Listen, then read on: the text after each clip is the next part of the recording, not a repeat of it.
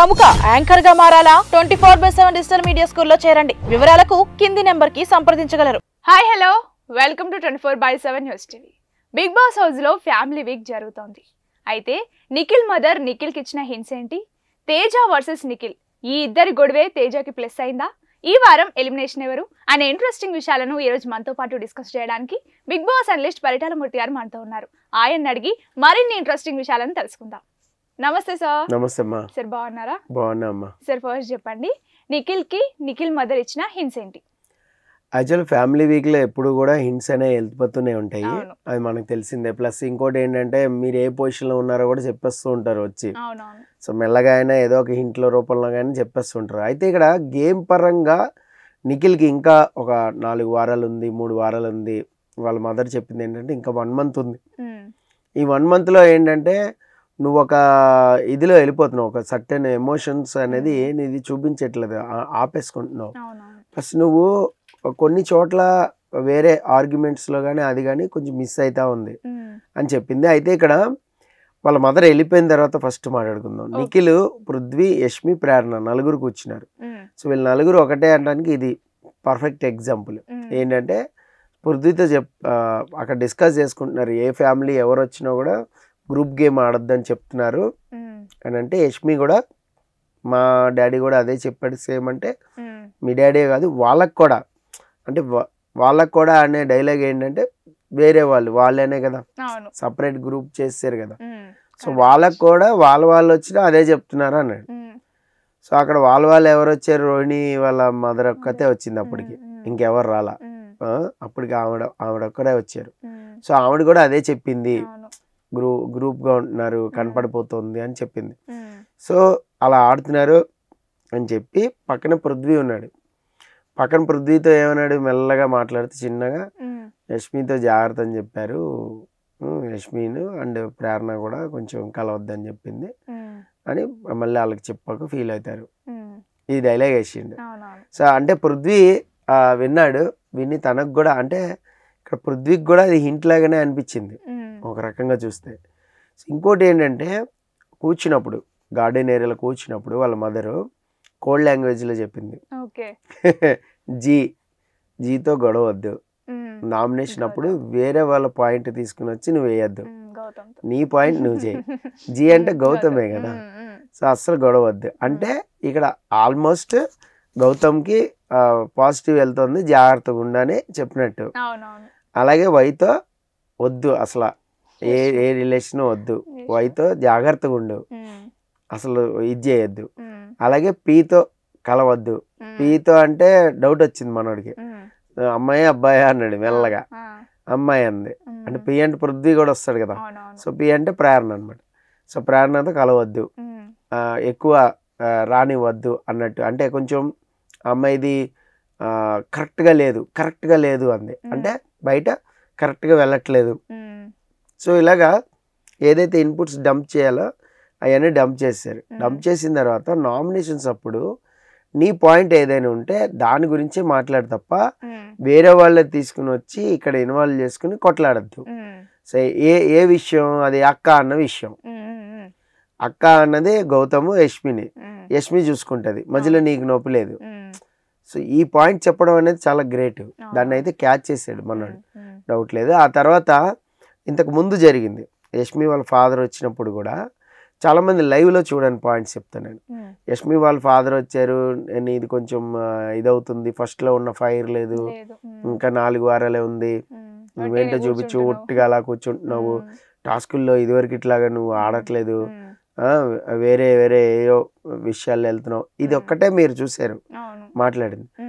కానీ గౌతమ్తో మాట్లాడి, గౌతమ్ నువ్వు చాలా బాగా గేమ్ ఆడుతున్నావు, నీ గేమ్ బాగా నచ్చుతుంది, ఇలా మాట్లాడితే ఎలా తెలుస్తుంది? యష్మికి ఈజీగా హింటే కదా అది, గౌతమ్ గేమ్ బ్రహ్మాండంగా ఉందా బయట, అది హింటే.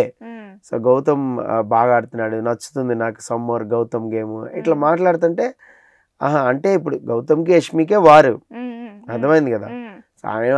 ఆయనే అక్క అన్నాడు, నేను ఆగు తమ్ముడు అందిద్దరే మెయిన్ పొట్లాడుకుంది. కానీ గౌతమ్నే అక్కడ కొంచెం పొగిడేసరికి కొంచెం ఆలోచించారు, అమ్మ ఇదేదో తేడా కొడుతుంది అన్నట్టు. అలాగే కొన్ని విషయాల్లో ఆయన అందరికీ సజెషన్స్ కూడా ఇచ్చారు. అలాగే నిఖిల్ వాళ్ళ మదర్ కూడా ఒక్కొక్కరికి ఒక్కొక్కటి మైనస్ చెప్పు అంటే అందరి గురించి మైనస్ చెప్పింది. ఇది యాక్చువల్ టెలికాస్ట్ కాల లైవ్ లో జరిగింది. ఆ తర్వాత ఆమె వంట కూడా చేసింది, ఒక స్వీట్ ఏదో సంథింగ్ వండింది. సో అందరూ కూడా తిన్నారు. కొద్దిగా ఎక్కువ జాస్తి చేయి ఎక్కువ చేయి అన్నాడు నిఖిల్. ఎక్కువగానే వండారు. సో వండిన తర్వాత కూడా అందరికి ఆమె తినిపించింది కొంతమందికి. అలాగే యష్మి వాళ్ళ ఫాదర్ కూడా తినిపించాడు. సో ఆమె మైసూర్ పాక్ తీసుకొచ్చింది. సో ఇదంతా కూడా ఏంటంటే సమ్మోర్ వాళ్ళు మింగిల్ అవుతూనే వీళ్ళకి ఏదైతే ఇన్పుట్ ఇవ్వాలో కరెక్ట్గా ఇన్పుట్ అనేది ఇచ్చారు. ఇంకోటి ఏంటంటే నిఖిల్ వాళ్ళ మదరు పృథ్వీతో బాగా చక్కగా టీజింగ్ చేసింది, ఒక కన్ను కొట్టింది, ఐ లవ్ యూ అంది. అట్లా అంటే కాస్త తన బెడ్ లాగా ప్యాంపర్ చేసింది. సో వాళ్ళిద్దరు ఒకటే అన్న ఫీలింగ్ అనేది కలిగింది. అలాగే విష్ణుప్రియ అని కూడా మా అమ్మాయి అని, సార్ నువ్వు చూస్తే మా అమ్మాయి లాగానే ఉంటావు, మా ఇంట్లో అమ్మాయి లాగానే అలా కలుపుకున్నారు. అంటే ఇలా కలుపుకుంటూనే నేననేది సరదాగా ఉంటూనే ఏదైతే ఇన్పుట్ ఇవ్వాలో అది ఇచ్చారు. ఒక అవినాష్ వాళ్ళ మిసెస్ మాత్రం వచ్చి నార్మల్గా ఎంజాయ్ చేసి వెళ్ళిపోయింది తప్ప మిగతా వాళ్ళందరూ కూడా ఏదో ఒక రకంగా ఇన్పుట్ ఇస్తానే ఉన్నారు. ఇప్పుడు మరి విష్ణు వాళ్ళ ఫాదరు, అలాగే ఇక్కడ ఒకటి మాట్లాడుకోవాలి ఏంటంటే తేజ వాళ్ళ మదరు వస్తుందా రావట్లేదా అనేది సస్పెన్స్ కన్ఫ్యూజ్ ఏం లేదు, సస్పెన్స్. ఏంటంటే గౌతమ్ వచ్చి రిక్వెస్ట్ చేశాడు. యాక్చువల్గా నిఖిల్ కూడా బాధపడ్డాడు, అరే ఇప్పుడు మా మదర్ వస్తుంది, వాళ్ళ మదర్ రావట్లేదు, నేను ఎట్లా ఆ రిగ్రెట్ ఉండిపోద్ది నాకు, ఎందుకంటే వర్స్ట్ పర్ఫార్మర్ నేను కూడా ఇచ్చే కదా. సో అదేంటంటే అది విషయం అవినాష్ వెళ్ళి తేజకి చెప్పాడు. తేజ ఇలా నిఖిల్ ఇలా అంటున్నాడు, కావాలని వాంటెడ్గా చేయలేదు కదా అంటే తేజ కూడా అర్థం చేసుకున్నాడు. అవును కదా, ఇప్పుడు వరస్ట్ అంటే చెప్పారు, ఆ పనిష్మెంట్ వస్తుందని తెలియదు కదా. సో అందుకని చెప్పి ఒప్పుకున్నారు. అయితే ఇక్కడ ఇంకొకటి ఏంటి అంటే తేజ ఫ్యామిలీ రావడానికి మా మదర్ వచ్చారు కదా, మా మదర్ రాకపోయినా పర్లేదని గౌతమ్ వదిలేశాడు, సాక్రిఫైస్ చేశాడు. కానీ గౌతమ్ వాళ్ళ బ్రదర్ హౌస్లోకి వచ్చాడు ఆల్రెడీ. సో గౌతమ్ నుంచి పేరెంట్స్ అనేది ఎవరో ఒకళ్ళు వచ్చారు, ప్రజెన్స్ అనేది వచ్చింది, ఫ్యామిలీ ప్రజెన్స్. కానీ బిగ్ బాస్ అది కన్సిడర్ చేయలేదు. మరి ఎవరిది కన్సిడర్ చేశాడు? లేదా తేజకి ఒక ఆప్షన్ ఏదైనా ఇచ్చాడా? తేజ ఏమంటుడు, నేను సీజన్ అంతా నామినేట్ అయినా పర్లేదు, మా మదర్ని మాత్రం రప్పించి ఇంతకంటే పెద్ద పనిష్మెంట్ ఏముంటుంది బిగ్ బాస్ అని. కాస్త ఆ ఎమోషన్ అనేది తేజ గ్రాఫ్ని పెంచుతుంది. సో ఎప్పుడైతే అలా ఫ్యామిలీ రావట్లేదు అనేది ఉంచుతున్నారో తేజకే ప్లస్ పాయింట్ అవుతుంది అది. సో ఇంకొకటి కూడా అన్నాడు, ఏంటో తెలుసా, కన్ఫెషన్ రూమ్లోకి వెళ్ళి నన్ను వరస్ట్ అని చెప్పి ఒకవేళ వాళ్ళకి తెలిసి చేస్తుంటే పనిష్మెంట్ అది నాకే ప్లస్ అవుతుంది అన్నాడు. అంటే తనకి ఏది ప్లస్ అవుతుందో తనకు తెలుస్తుంది.